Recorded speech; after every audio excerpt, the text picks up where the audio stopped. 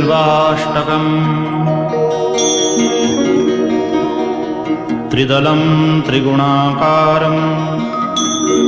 त्रिनेत्रं च त्रयायुधं त्रिजन्मपापसंहारम् एकबिल्वं शिवार्पणम्